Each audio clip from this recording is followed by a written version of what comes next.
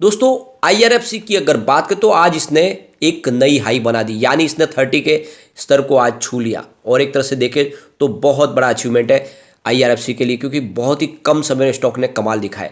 वैसे अगर आप देखें तो जब से इसका आईपीओ आया था उसके बाद में मैंने आपको लगातार इसमें खरीदारी की सलाह दी हुई है। भले ही इसकी लिस्टिंग डिस्काउंट में हुई हो, लेकिन मैंने कहा था कि इसमें आप निवेश करें, ये स्टॉक बिल्कुल दौड़ेगा। काफ़ी लोग हैं जो लगातार कमेंट करके कह रहे थे कि सर आप इस स्टॉक को क्यों प्रमोट करते हो, ये स्टॉक तो बिल्कुल दौड़ने वाला नहीं है, ये आने वाले समय और नीचे जाएगा। लेकिन आप देख सकते हो कि जिसने भी इसमें थोड़ा सा धैर्य के साथ बने रहे होंगे आज उसको बहुत अच्छा रिटर्न मिल रहा है। चाहे कोई भी स्टॉक हो उसमें समय देना पड़ता है, अगर कंपनी अच्छी है तो डेफिनेटली उसमें आपको रिटर्न अच्छा देखने को मिलेगा। और ये आईआरएफसी के साथ वही बात है, क्योंकि फंडामेंटली कंपनी बहुत मजबूत थी।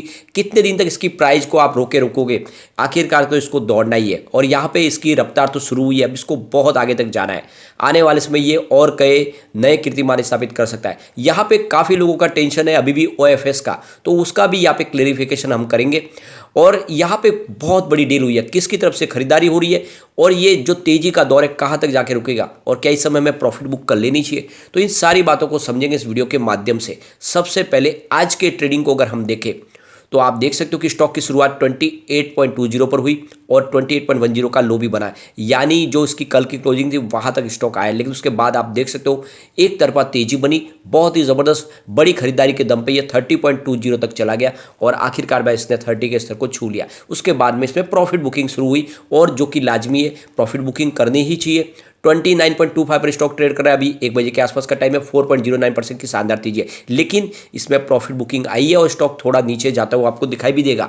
जहां पे लोगों ने 22-23 के आसपास खरीदारी की, अब स्टॉक 30 के आसपास चला गया है। तो ऐसे में जो मिड टर्म इन्वेस्टर है उनको भी प्रॉफिट बुक करना ही चाहिए, क्योंकि स्टॉक मार्केट में अगर आप आए तो प्रॉफिट कमाने के लिए, ऐसे में प्रॉफिट बुक तो आपको करनी चाहिए। लेकिन जो लॉन्ग टर्म इन्वेस्टर है उनको डरने की कोई बात नहीं, स्टॉक भले ही थोड़ा सा और नीचे जाएगा उसके बाद ये एक तरफा फिर दौड़ेगा। यहाँ पे आप देख सकते हो पिछले एक साल के हिसाब से स्टॉक ने 23% का ज़बरदस्त रिटर्न दिया है।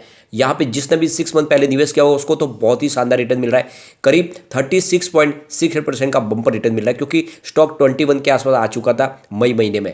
और आप देख सकते हो कि 21 का स्टॉक 30 को आज क्रॉस कर गया। एक तरह से देखें तो बहुत ही बड़ा रिटर्न दे चुका है स्टॉक।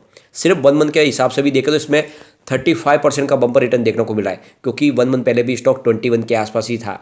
और आप देख सकते हो ये एक महीने में स्टॉक ने कमाल किया है। यहाँ पे अगर हम देखें तो सिर्फ 5 दिन की बात करें तो 14.48% का ज़बरदस्त स्टॉक ने रिटर्न दिया है। तो ये एक तरफा रिटर्न देने वाला हीरो स्टॉक साबित हुआ है। यहाँ पे आप देख सकते हो 19.30 इसका 52 वीक का लो है और 30.20 52 वीक हाई है जो इसने आज रिसेंटली बनाया है। स्टॉक ऊपर के लेवल से आपको लगभग ₹1 नीचे दिखाई दे रहा है और उसके पीछे वजह है प्रॉफिट बुकिंग। वॉल्यूम को देखें तो आज बहुत ही ज़बरदस्त वॉल्यूम में बढ़ोतरी हुई है। पिछले एक महीने पहले इसका 5 करोड़ का वॉल्यूम था, 1 वीक पहले इसका 14 करोड़ का वॉल्यूम होता, कल थोड़ा सा कम हुआ था यानी 9 करोड़ का वॉल्यूम होता है। लेकिन आज आप देख सकते हो 1 बजे के पहले ही 15 करोड़ का वॉल्यूम हो चुका है, यानी आप देख सकते हो पूरे महीने में सबसे शानदार वॉल्यूम आज हुआ है और वॉल्यूम अभी बढ़ेगा। बाजार शुरू है, वॉल्यूम शानदार तरीके से बढ़ ही रहा है।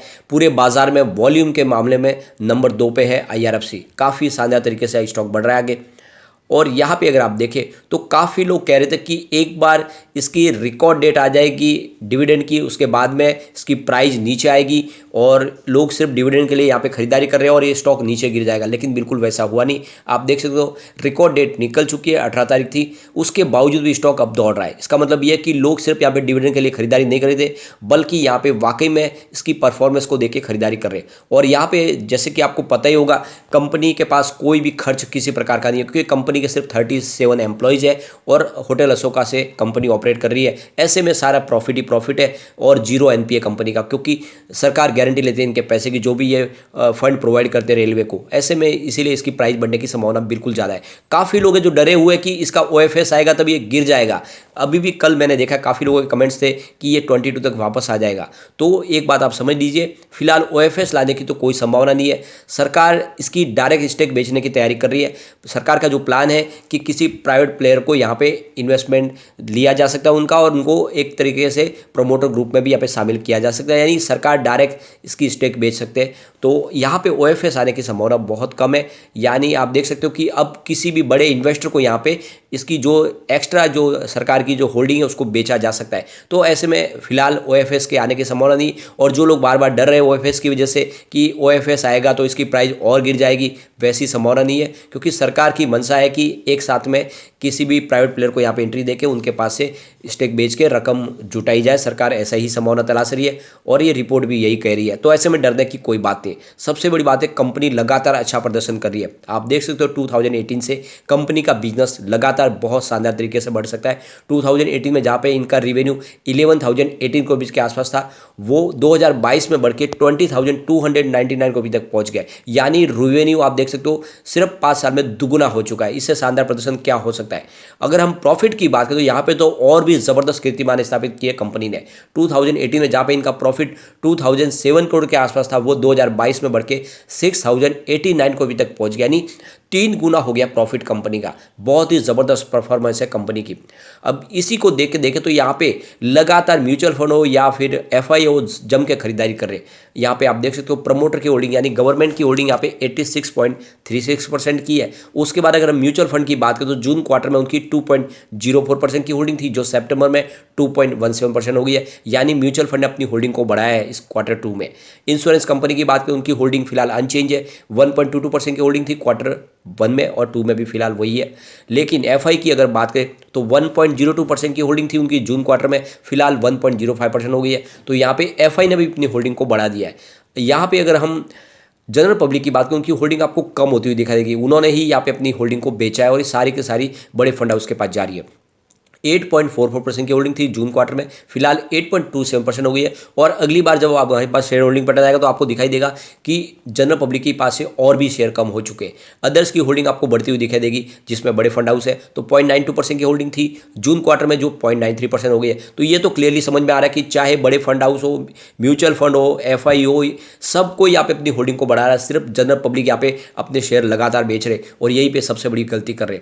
यहाँ पे जो बड़े म्यूचुअल फंड ने इन्वेस्टमेंट किया उसमें सबसे ऊपर नाम है एचडीएफसी का। आप देख सकते हो HDFC balance advantage fund growth ने यहाँ पे 49,709 करोड़ का बहुत बड़ा इन्वेस्टमेंट किया। उसके बाद में एचडीएफसी फ्लैक्सी कैप फंड ने यहाँ पे 31,686 करोड़ का इन्वेस्टमेंट किया है।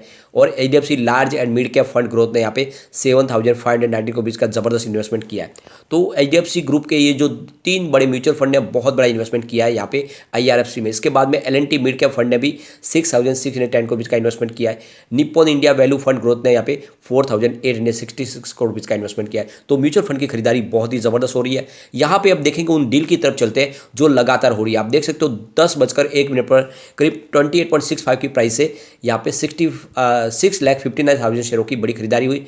और उसके बाद अगर आप देखें तो 10:08 पर 28.75 की प्राइस से 4,24,000 शेयरों की खरीदारी हुई और प्राइस बढ़नी शुरू हो गई।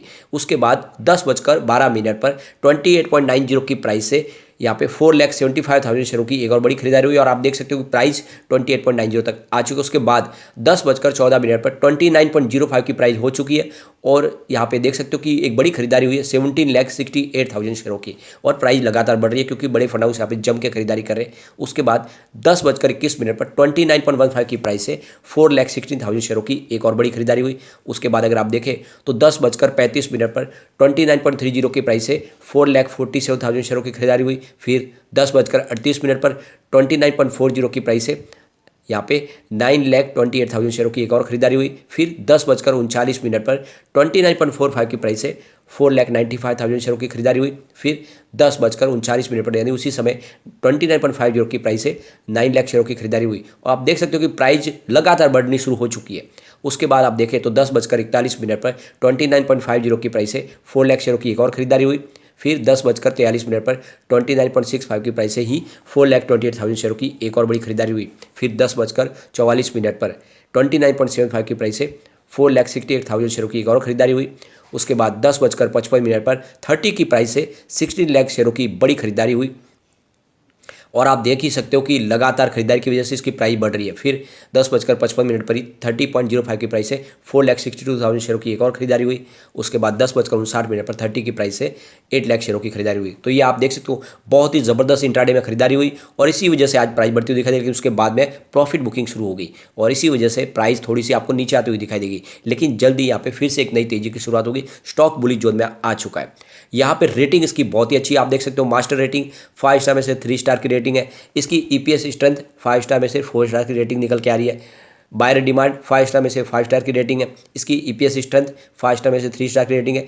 ग्रुप रैंक 5 स्टार में से 3 स्टार की रेटिंग है। तो बहुत ही ज़बरदस्त रेटिंग है। ऐसे में आपको लॉन्ग टर्म का नजर लेकर निवेश कर लेना चाहिए। स्टॉक आने वाले समय आपको मल्टी बैग रिटर्न देगा और जल्दी इसकी प्राइस 100 को भी टच करेगी आने वाले समय में। लेकिन फ्रेंड, कोई भी इन्वेस्टमेंट करने से पहले अपने फाइनेंशियल एडवाइजर से बारे में ले ले या अपना खुद का रिसर्च करें, क्योंकि मैंने वीडियो आपके एजुकेशनल पर्पज के लिए ही बनाया। वीडियो पसंद आए तो लाइक से जरूर कीजिए और चैनल को सब्सक्राइब कर दीजिए। Thank you.